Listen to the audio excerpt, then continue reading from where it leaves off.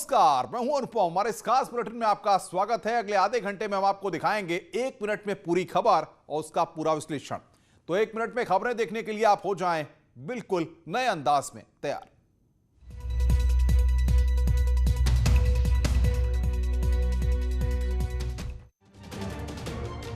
देवरिया में बदमाशों और एसओजी टीम के बीच फिल्मी अंदाज में मुठभेड़ हुई। इसके बाद एसओजी टीम ने 4 बदमाशों को गिरफ्तार कर लिया। दरअसल बदमाश बिहार नंबर की एक गाड़ी से देवरिया की ओर जा रहे थे। तभी बीच बाजार में एसओजी टीम पहुंच गई और बदमाशों का पीछा शुरू कर दिया। काफी देर तक पुलिस और बदमाशों के बीच मुठभेड़ चलती रही। इस दौरान बाजार में सन्नाटा छा गया, जो जहां था वहीं थम गया।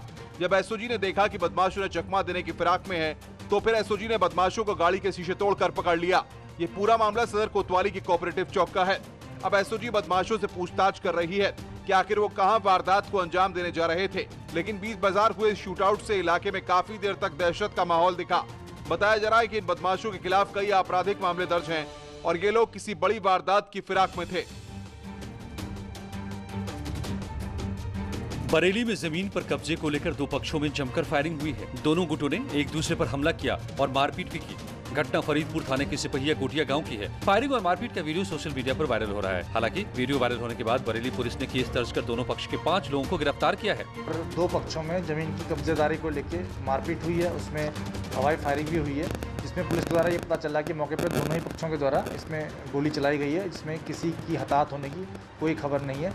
दरअसल फरीदपुर में शिव सिंह और राहुल सिंह के बीच रामगंगा कटरी की एक जमीन को लेकर विवाद चल रहा था। दोनों पक्ष जमीन पर अपनी अपनी दावेदारी कर रहे थे। आरोप है कि शिव सिंह ने 5 दिन पहले विवादित जमीन पर जबरन हल चला दिया, जिसके बाद आज राहुल सिंह अपने साथियों के साथ जमीन पर पहुंचा। इसी बीच दूसरा पक्ष भी मौके पर आ गया और दोनों तरफ से फायरिंग शुरू हो गई। फिलहाल दोनों पक्षों के तनाव के बाद गाँव में भारी मात्रा में पुलिस फोर्स तैनात कर दी गई है। नोएडा में साइंटिस्ट को हनी ट्रैप करने के मामले में बड़ा खुलासा करते हुए पुलिस ने किडनैपर्स को गिरफ्तार कर लिया है। पुलिस ने एक महिला समेत 3 लोगों को गिरफ्तार किया है। पुलिस के मुताबिक ये गिरोह पहले भी कई वारदातों को अंजाम दे चुका है। मसाज करने के नाम पर साइंटिस्ट को फंसाया गया था और उसे किडनैप कर लिया गया। साइंटिस्ट की पत्नी से फिरौती की रकम भी मांगी गई थी, लेकिन नोएडा पुलिस ने मुस्तैदी दिखाते हुए फौरन एक्शन लिया और सभी किडनैपर्स को धर दबोचा। संडे यानी कल इवनिंग में उनको हम लोगों ने रेस्क्यू कराया और वहाँ से 3 व्यक्तियों को हम लोगों ने गिरफ्तार किया, उसमें एक महिला भी शामिल है। बातचीत और पूछताछ से ये पता चला है कि ये एक हनी ट्रैप का गैंग था। पुलिस को आरोपियों के पास से कई डिवाइस और डॉक्यूमेंट मिले हैं, जिनसे ये लोगों को अगवा कर ब्लैकमेल करते थे। बंधक बनाया गया, इनको घेरा गया, इनके साथ मारपीट की गई और फिरौती की मांग की गई। एक तरह से अपहरण करके और इनसे फिरौती की मांग की गई। और जो भी डॉक्यूमेंट्स वगैरह मिले हैं, जिसको डॉक्यूमेंट्स और डिवाइसेस वो हम लोगों ने देखा है, उसमें लग रहा है कि एक बहुत बड़ा गैंग है जो इसका मोडस ऑपरेंडी किसी को अरेस्ट करना होता है। ये गिरोह पहले भी ऐसी कई वारदात को अंजाम दे चुका है। कृषि बिल के विरोध में लखनऊ में कांग्रेस और पीएसपीएल के कार्यकर्ताओं ने जमकर प्रदर्शन किया। परिवर्तन चौक पर पहुंचे प्रदर्शनकारियों को जब पुलिस ने रोकने की कोशिश की तो ये लोग पुलिस से भिड़ गए। इतना ही नहीं, कांग्रेस कार्यकर्ताओं ने उन्हें रोकने के लिए लगाई गई बैरिकेडिंग भी तोड़ डाली। पुलिस ने प्रदेश अध्यक्ष अजय कुमार लल्लू समेत कई कांग्रेसी नेताओं को हिरासत में ले लिया। पुलिस के साथ धक्का मुक्की में शिवपाल यादव की पार्टी पीएसपीएल भी पीछे नहीं रही। आलम यह था कि पुलिस को मजबूरन कार्यकर्ताओं पर लाठियां भांजनी पड़ी। यूपी में अपनी सियासी जमीन तलाशने को बेताब आम आदमी पार्टी भी किसानों की आड़ में कोई मौका छोड़ना नहीं चाहती। मेरठ में कृषि बिल के विरोध में आम आदमी पार्टी किसानों के साथ सड़क पर प्रदर्शन करती दिखी। मेरठ के कमिश्नर पार्क में किसानों और आप कार्यकर्ताओं ने सरकार विरोधी नारेबाजी की। किसान अध्यादेश का चौतरफा विरोध है। आप देख सकते हैं यहाँ मेरठ की तस्वीरें हैं जहाँ किसान विरोध कर रहे हैं। नए कानून के विरोध में प्रदर्शन जारी है, लेकिन बीजेपी कह रही है कि विपक्ष किसानों के कंधे पर बंदूक रखकर अपनी सियासी रोटियां सेक रहा है।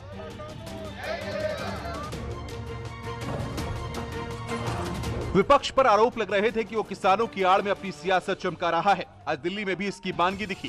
कांग्रेस कार्यकर्ता साजिश के तहत किसानों को भड़काते नजर आए। दरअसल दिल्ली के राजपथ पर कांग्रेस के कार्यकर्ता एक पुराना ट्रैक्टर लेकर पहुंचे और इंडिया गेट के पास कृषि विधेयक का विरोध करते हुए ट्रैक्टर को आग के हवाले कर दिया।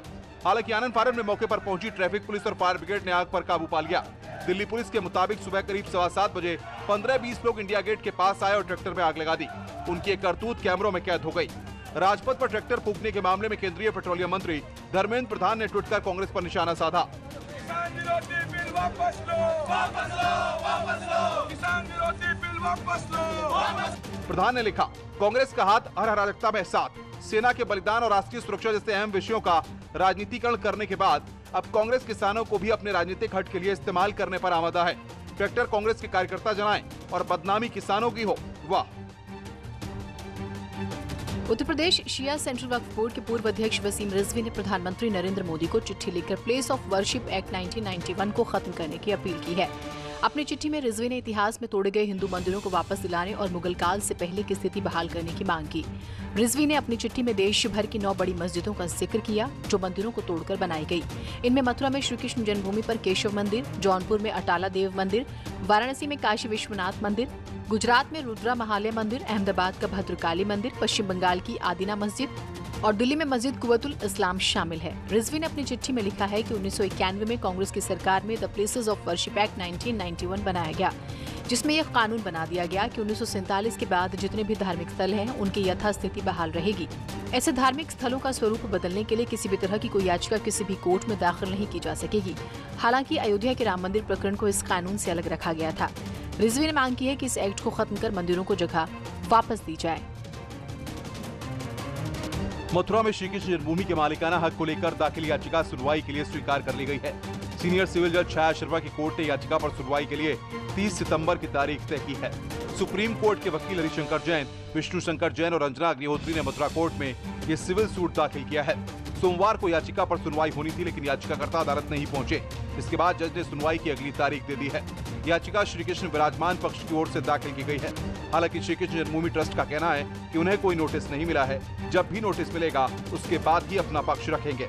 याचिका में UP Sunni central Waqf board, committee of management trust, Shahi Masjid Idgah, Shri Krishna Janmabhoomi trust, Shri Krishna जन्म सेवा संस्थान को पार्टी बनाया गया है। याचिका में कोर्ट से श्री कृष्ण जन्मभूमि की 13.37 एकड़ जमीन का मालिकाना हक श्री कृष्ण विराजमान को सौंपने की मांग की गई है। दरअसल 12 अक्टूबर 1968 को कटरा केशव बदेव मंदिर की जमीन का समझौता श्री कृष्ण जन्म संस्थान सोसाइटी द्वारा किया गया था। समझौते के तहत 20 जुलाई 1973 को यह जमीन डिग्री की गई। 30 सितंबर को बाबरी विध्वंस के आरोपियों को लेकर सीबीआई कोर्ट अपना फैसला सुनाने जा रही है। फैसले से ठीक पहले बीजेपी के पूर्व सांसद और राम मंदिर आंदोलन के अगुवा रामविलास दास वेदांती ने बड़ा बयान दिया है। वेदांती ने कहा है कि यदि कोर्ट इस मामले पर उनको उम्र कैद या फांसी की सजा भी देती है तो उन्हें मंजूर होगी। वेदांती समेत सभी आरोपियों को 30 सितंबर को कोर्ट में हाजिर रहने को कहा गया है। वेदांती का कहना है कि कोर्ट का जो भी फैसला होगा वो उन्हें मंजूर होगा। यदि फांसी होती है उस मंदिर के खंडहर को तोड़वाने में तो और भी बड़ा सौभाग्य होगा, इसलिए हमको इसका कोई डर नहीं है, हमको तो प्रसन्नता हो रही है। रामविलास दास वेदांती का दावा है कि सभी कार सेवकों के मन में मंदिर निर्माण करने की इच्छा थी और उस स्थान पर कोई मस्जिद नहीं थी, वहां सिर्फ मंदिर के खंडहर थे जिन्हें गिराया गया था। वेदांती के मुताबिक उन्होंने कभी विवादित ढांचे के पास किसी को नमाज पढ़ते नहीं देखा था। यह इस बात का प्रमाण है कि वहां कोई मस्जिद नहीं थी। महोबा में चर्चित कारोबारी इंद्रकांत त्रिपाठी की मौत के मामले में तत्कालीन एसपी मणिलाल पाटीदार समेत हत्याकांड के आरोपियों का नार्को टेस्ट हो सकता है। UP state medico legal team ने अपनी रिपोर्ट में हत्याकांड की जांच कर रही एसआईटी को नार्को टेस्ट कराने के सुझाव दिए हैं। एसआईटी निलंबित आईपीएस मणिलाल पाटीदार के नार्को और पॉलीग्राफ टेस्ट के लिए कोर्ट में अर्जी दे सकती है। मणिलाल के साथ केस में आरोपी बनाए गए अन्य पुलिस कर्मियों के भी नार्को और पॉलीग्राफ टेस्ट कराए जाने की अर्जी एसआईटी की ओर से कोर्ट में दी जा सकती है। महोबा में खनन और विस्फोटक कारोबारी इंद्रकांत त्रिपाठी की गोली मारकर हत्या कर दी गई थी। उसके बाद इंद्रकांत का एक वीडियो वायरल हुआ था। हत्या से पहले के इस वीडियो में इंद्रकांत त्रिपाठी ने तत्कालीन एसपी मणिलाल पाटीदार पर धमकाने और पैसे मांगने के आरोप लगाए थे। हालांकि आरोपों के बाद योगी सरकार ने कार्रवाई करते हुए मणिलाल पाटीदार को सस्पेंड कर दिया था और उनके खिलाफ एफआईआर भी दर्ज कराई थी। बांगरमऊ में जनसभा को संबोधित करने पहुंचे मुख्यमंत्री योगी आदित्यनाथ ने उन्नाव को बड़ी सौगात दी है। उन्होंने 51 परियोजनाओं का लोकार्पण और 17 परियोजनाओं का शिलान्यास किया। सीएम ने उन्नाव को साहित्यकारों की धरती बताया और विपक्ष पर निशाना साधते हुए कहा कि विपक्ष कृषि कानून की आलोचना कर रहा है, लेकिन किसानों का शोषण तो कांग्रेस के शासनकाल में हो रहा था। पीएम मोदी ने संसद में लागत के दोगुना दाम दिलवाने के 3 बिल पास कर दिए तो कांग्रेस हाई तौबा मचा रही है। जनप्रतिनिधियों के द्वारा उसे घर घर तक, जन जन तक पहुंचाने का जो अभियान प्रारंभ हुआ है, आज उसका परिणाम है कि देश में सबसे बड़ी आबादी का प्रदेश उत्तर प्रदेश अपने आप को एक सुरक्षित स्थिति में पहुंचता है। मैं उत्तर प्रदेश की जनता का इस अवसर पर हृदय से आभार भी व्यक्त करता हूं, अभिनंदन भी करता हूं। इस अवसर पर सीएम योगी आदित्यनाथ ने 100 बेड वाले अस्पताल का लोकार्पण किया। साथ ही बांगर मऊ संजीला मार्ग का नाम बदलकर महाराज सातन पासी मार्ग किए जाने का ऐलान किया। उत्तर प्रदेश में कोरोना के खिलाफ योगी सरकार की कोशिशें रंग लाई हैं। यूपी में कोरोना से ठीक होने वाले मरीजों की दर 84.75 पर पहुंच गई है, जबकि सूबे में रोजाना 1.5 लाख से ज्यादा टेस्ट हो रहे हैं। 18 सितंबर के बाद से यूपी में लगातार कोरोना के पॉजिटिव मरीजों की संख्या घट रही है, यानी एक्टिव मरीजों की संख्या लगातार कम हो रही है और ठीक होने वाले मरीज बढ़ रहे हैं। 100 से ज्यादा मरीजों वाले 16 जिलों में खास तौर पर मुख्यमंत्री योगी की रणनीति काम आ रही है। इन जिलों में सीएम योगी के निर्देश पर एक प्रमुख सचिव, एक विशेष सचिव, एक स्वास्थ्य विशेषज्ञ और एक चिकित्सा शिक्षा विशेषज्ञ की टीम लगातार कैंप कर रही है। कोरोना से निपटने में रणनीतिक सर्विलांस और टीम वर्क की वजह से ये कामयाबी हासिल हुई है। आपको बताएं कि यूपी में कोरोना के अभी सिर्फ 55,603 एक्टिव केसेज हैं, जबकि 3,25,888 लोग स्वस्थ होकर घर लौट चुके हैं। माफिया और बाहुबली मुख्तार अंसारी के खिलाफ पुलिस का एक्शन लगातार जारी है। मऊ में पुलिस ने आज मुख्तार अंसारी के अवैध वसूली गैंग के सरगना सुरेश सिंह के खिलाफ एक और कार्रवाई की है। पुलिस ने गैंगस्टर एक्ट 14(1) के तहत सुरेश सिंह की 26 लाख की एक गाड़ी जब्त की। मऊ में सुरेश सिंह की अब तक 4,54,95,000 रुपए की 26 गाड़ियां जब्त हो चुकी हैं। सुरेश सिंह मुख्तार की वसूली गैंग D34 का अपराधी है। फिलहाल सुरेश सिंह कई मामलों में मऊ जेल में बंद है। इससे पहले रविवार को भी वाराणसी में मुख्तार गैंग पर पुलिस ने कार्रवाई की थी। वाराणसी में पुलिस ने मुख्तार के एक गुर्गे परवेज को गिरफ्तार किया था। परवेज मुख्तार के खास सहयोगी और अवैध वसूली के सरगना मेराज का करीबी है। परवेज के खिलाफ वाराणसी और जौनपुर में कई थानों में दर्जनों केस दर्ज है। मुख्तार अंसारी के खिलाफ जारी एक्शन में पिछले करीब 3.5 महीने में पुलिस और अलग अलग जिलों के प्रशासन ने करीब 22 करोड़ की संपत्ति जब्त की है या फिर अवैध निर्माण को गिराया है। अयोध्या में आईपीएल टूर्नामेंट को लेकर सट्टेबाजी की खबर का बड़ा असर हुआ है। न्यूज 18 पर खबर दिखाए जाने के बाद अयोध्या सदर कोतवाली और कैंट थाना पुलिस ने 24 से ज्यादा जगह पर छापेमारी कर 17 सटोरियों को गिरफ्तार किया है। इनमें से 12 की गिरफ्तारी सदर कोतवाली इलाके से हुई, जबकि 5 सटोरियों को कैंट थाना इलाके से गिरफ्तार किया गया है। पुलिस ने इनके पास से कैलकुलेटर, सट्टे का रजिस्टर और कुछ पर्चियां बरामद की है। 17 लोगों को पुलिस ने गिरफ्तार किया है। आईपीएल से संबंधित वहाँ पर सट्टे लगाए जा रहे थे और वहाँ रजिस्टर, कैलकुलेटर इत्यादि चीज़ मिली। कुछ नगद रुपये भी पुलिस को मिले हैं और पुलिस के द्वारा भी और छापेमारी इसमें की जा रही है। न्यूज 18 ने रविवार को ही फैजाबाद शहर में आईपीएल की सट्टेबाजी की खबर को प्रमुखता से दिखाया था, जिसके बाद अयोध्या पुलिस एक्शन में आई। सट्टेबाजी का एक वीडियो भी वायरल हुआ था। सट्टे के कंट्रोल रूम के इस वीडियो में सटोरिये सट्टा लगाने वालों को पर्ची काट कर देते हुए नजर आ रहे थे। ये पर्ची 25 रुपए से लेकर 1,000 रुपए तक की होती थी। उत्तर प्रदेश में हुक्का बार के खिलाफ पुलिस का ऑपरेशन लगातार जारी है। बरेली में पुलिस प्रेमनगर इलाके में 2 हुक्का बार में छापेमारी करने पहुंची, जहां से भारी संख्या में हुक्का फ्लेवर्ड तंबाकू जब्त किए। पुलिस ने हुक्का बार से 5 लोगों को गिरफ्तार भी किया है। दरअसल पुलिस को पिछले कई दिनों से शहर में अवैध हुक्का बार चलने की खबर मिल रही थी, जिस पर पुलिस ने कार्रवाई की। ये दोनों हुक्का बार ब्लूबेरी और ग्रीन चिली में अवैध तरीके से चल रहे थे। थाना प्रेमनगर के अंतर्गत 2 रेस्टोरेंट पर पुलिस के द्वारा सूचना मिलने पर छापा मारा गया, तो वहाँ पाया गया कि जो नौजवान लड़के हैं तो वहाँ पर हुक्का बार वहाँ चल रहा था। इसमें पुलिस के द्वारा 5 अभियुक्तों को गिरफ्तार किया गया है। यूपी में हाईकोर्ट के आदेश के बावजूद कई शहरों में अवैध हुक्का बार चल रही हैं, जिनके खिलाफ पुलिस लगातार कार्रवाई भी कर रही है। पिछले दिनों कानपुर, मथुरा, लखनऊ, गाजियाबाद जैसे शहरों में भी छापेमारी की गई थी। यूपी पुलिस ने अयोध्या में एनकाउंटर के दौरान मोस्ट वांटेड अपराधी अरविंद माली को गिरफ्तार किया है। लूट और दूसरे अपराध के कई मामलों में वांटेड अरविंद माली पर 25,000 का इनाम था। अयोध्या के बड़ा गांव इलाके में पुलिस और क्राइम ब्रांच की साझा कार्रवाई में अरविंद माली के पैर में गोली लगी है, जिसे अस्पताल में भर्ती कराया गया है। एनकाउंटर में कांस्टेबल संदीप यादव भी घायल हो गए। आज प्रातःकाल अयोध्या पुलिस द्वारा एक मुठभेड़ में यहाँ का वांछित इनामिया 25,000 का अपराधी अरविंद माली के साथ पुलिस की मुठभेड़ हुई, जिसमें कि आमने सामने के मुठभेड़ में उस दुर्दांत अपराधी को गोली लगी, उसे हॉस्पिटल भेज दिया गया है। मैं आपको बताना चाहता हूँ कि अरविंद माली ज्वेलर्स की दुकान में लूट की योजना बनाता था और उसमें वो शामिल रहता था। अरविंद माली के खिलाफ अयोध्या के खंडासा, पटरंगा और इनायत नगर थाने में कई मामले दर्ज हैं। लूट के केस में इसे 10 साल की सजा भी हुई है, लेकिन फिलहाल इस जमानत पर बाहर था। पुलिस ने अरविंद माली के पास एक पिस्टल, दर्जनों जिंदा कारतूस, लूट की मोटरसाइकिल और भारी मात्रा में लूटे हुए जेवरात जब्त किए हैं। हाथरस में सिंचाई विभाग की लापरवाही की कीमत किसानों को अपनी फसलों से चुकानी पड़ रही है। किसानों का आरोप है कि सादाबाद थाने के बिसावर गांव में पटरी कटने की वजह से सैकड़ों बीघा खड़ी तैयार फसल पूरी तरह पानी में तबाह हो गई है। किसानों का कहना है कि पटरी हफ्ते में तीसरी बार कटी है और कई बार शिकायत करने के बावजूद सिंचाई विभाग कोई कार्रवाई नहीं कर रहा। किसानों ने ये भी आरोप लगाए हैं कि सिंचाई विभाग की ओर से न तो पटरी की मरम्मत कराई गई, न ही किसानों को कोई राहत दी गई। नहर कट गई है, ये सब बहुत ओवर नहर चल रही है। 3 दिन से फोन कर रहे हैं लगातार, कोई भी नहीं सुनवाई कर रहा है। अभी आ जाएंगे मिलने जीने, कभी जेसीबी नहीं है, कभी साहब वहाँ पे चले गए दौड़ा में, कभी कुछ नहीं।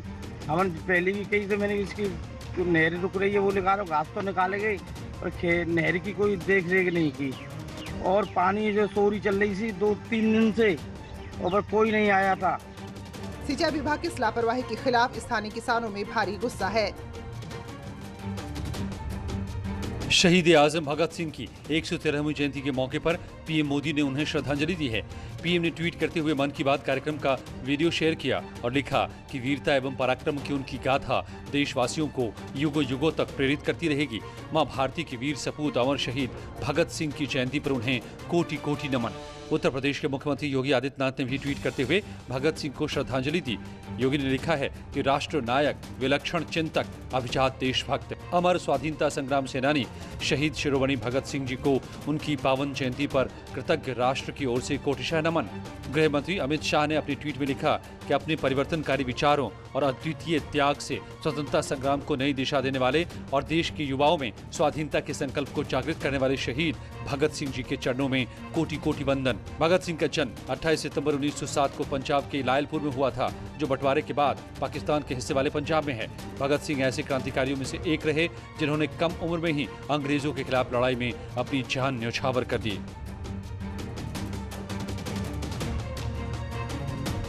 बॉलीवुड सहित देश की सभी फिल्म इंडस्ट्री में अपनी आवाज का जादू बिखेरने वाली स्वर कोकिला लता मंगेशकर का आज जन्मदिन है।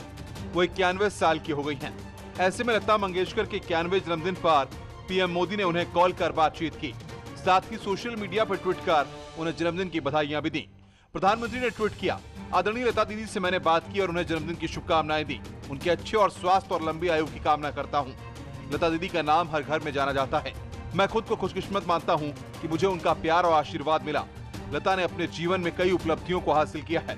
हालांकि बचपन में उन्हें काफी संघर्षों का सामना करना पड़ा था। जब वो मात्र 13 साल की थीं, तभी दिल का दौरा पड़ने से उनके पिता का निधन हो गया था।